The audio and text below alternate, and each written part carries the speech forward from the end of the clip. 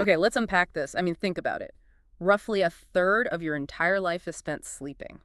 That's, yeah, a massive chunk of time. And for the longest time, people just thought, well, it's passive downtime, right? You just hit the off switch. Exactly. That was the common thinking. But what if that off time is actually when, your brain and body are incredibly busy? Buzzing with activity we don't even notice. Precisely. So this deep dive, it's not just about waking up feeling less groggy. Right. We're looking at sleep as this fundamental active state, super crucial for, well, everything from how sharp your thinking is to how resilient your body feels. Okay, and we're basing this on actual science. Yeah, we've gone through a lot of the latest research, expert opinions. Yeah. We're trying to pull out the core insights, not just what happens, but why it's so important. And the mission here is to kind of distill that, get the really game-changing stuff without getting totally lost. That's the plan. Extract the key knowledge you need. Keep it practical. All right, so let's jump in. This idea of a sharper brain. Even naps. Little power naps can actually boost your thinking. They really can. It's not just about reducing fatigue.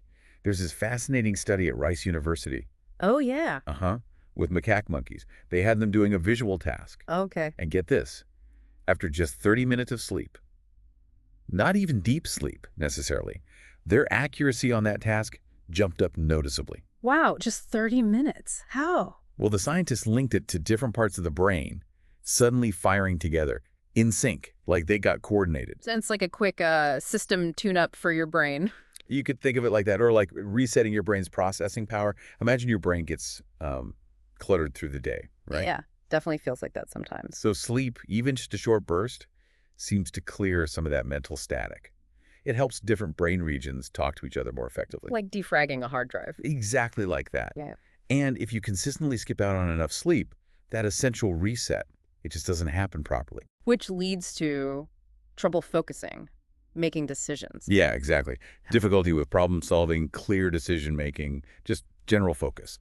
It all takes a hit. Okay, so it affects your immediate sharpness. But what about memory? I've always heard sleep on it if you need to remember something. There's real science to that.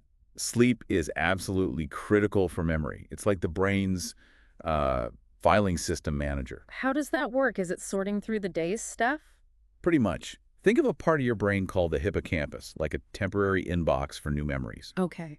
During sleep, especially in the deeper stages, the hippocampus actually replays these memories from the day, like it's practicing them. Replaying them while you're asleep.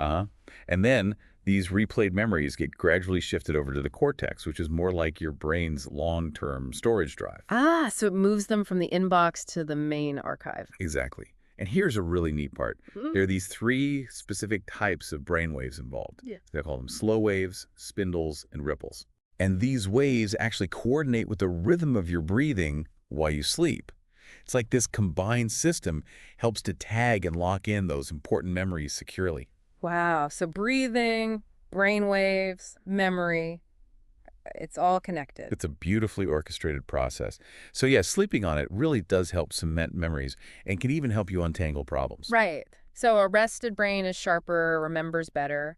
But what about emotions? Because honestly, after a bad night's sleep, I'm definitely more irritable, like way more. Oh, absolutely. The connection between sleep and your emotional state is incredibly strong, that cranky, on-edge feeling.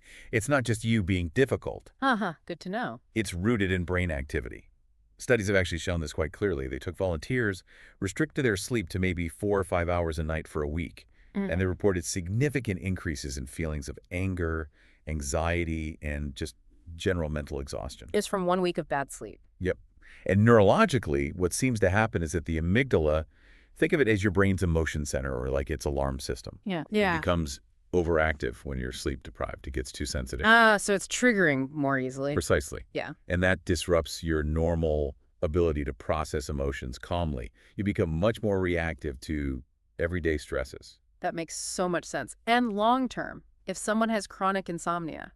Well, unfortunately, chronic sleep problems do increase the risk of developing more serious mood disorders, like depression and anxiety disorders. Okay. But the flip side is positive. Consistently getting good sleep acts like a buffer. It helps regulate your mood, makes you more resilient, better able to handle things. It's not just our heads, though, is it? My body definitely feels it too. Like recovery after exercise seems way slower if I haven't slept well. You're spot on. Sleep, especially that deep non-REM sleep, is prime time for physical repair. How does that work? What's happening physically? The key thing is the release of growth hormone. During deep sleep, your brain signals for more of this hormone to be released. And growth hormone is for growing, Yep. but for adults too. Yeah, for adults, it's crucial for rebuilding muscle tissue, repairing damage from exercise or injury. One expert we looked at put it nicely: sleep is when the body repairs muscle, balances hormones, and consolidates memories. It's doing all this work. So if you cut that deep sleep short, Your muscle recovery slows right down. No. You feel more sore, maybe weaker. right. Anything else happening physically during sleep? Oh, yeah. There's the glymphatic system, which is kind of like the brain's waste clearance system. It's much more active during sleep, flushing out metabolic byproducts that build up when you're awake. Flushing the brain. Okay. And it's vital for cardiovascular health, too. Maintaining blood pressure, heart rate regulation, sleep helps keep all that in check. It really does sound fundamental. I remember hearing Dr. Matthew Walker call it, what was it? The greatest legal performance-enhancing drug. That was it. Yeah. It really drives home how important it is for physical performance and recovery. It absolutely does. It's not an optional extra. And physical health obviously includes our immune system. How does sleep tie into fighting off, colds and stuff? It's a very direct link. Sleep actively supports and strengthens your immune response. Actively, so it's not just about resting. No, your immune system is doing specific things during sleep. For example, research shows that if you get good sleep around the time you get a vaccine, Like a flu shot. exactly, Right. you actually produce higher levels of protective antibodies compared to someone who was sleep deprived when they got the same shot. Seriously. So sleep makes vaccines work better? The evidence points that way, yeah. It shows sleep really does promote host defense against infection Yeah. on a biological level. Wow. And the opposite. Not enough sleep. The opposite is also true.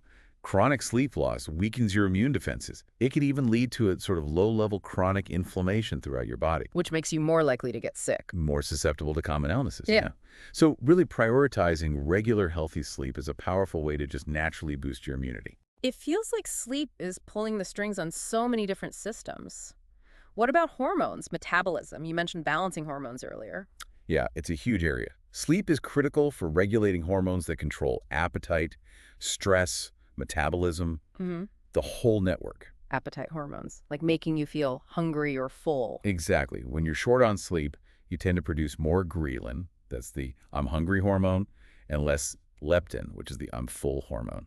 Oh, okay. So you feel hungrier and less satisfied. Precisely. And that hormonal shift often leads to increased cravings, especially for, sugary, high-fat, high-calorie foods. Ah, the late night junk food trap. That's often part of it. And over time, this can contribute to weight gain. Plus, poor sleep messes with cortisol, the stress hormone. How so? Cortisol has a natural daily rhythm, usually lower at night. But staying up late or getting poor sleep can disrupt this, leading to higher cortisol levels during the day. And high cortisol is bad. Chronically high cortisol is linked to things like increased belly fat and insulin resistance, which is a precursor to diabetes. So there's a direct line from poor sleep to risk of obesity and diabetes. The scientific link is very strong. Insufficient sleep significantly increases your risk for both. But again, the flip side, getting enough quality sleep helps keep blood sugar stable, appetite hormones balanced, and stress levels managed. This really paints a picture of sleep as just foundational, non-negotiable almost. What are the big long-term health consequences if we consistently ignore this, beyond weight gain or diabetes risk? Well, the long-term picture can be quite serious. We're talking about increased risks for major chronic diseases. Like what?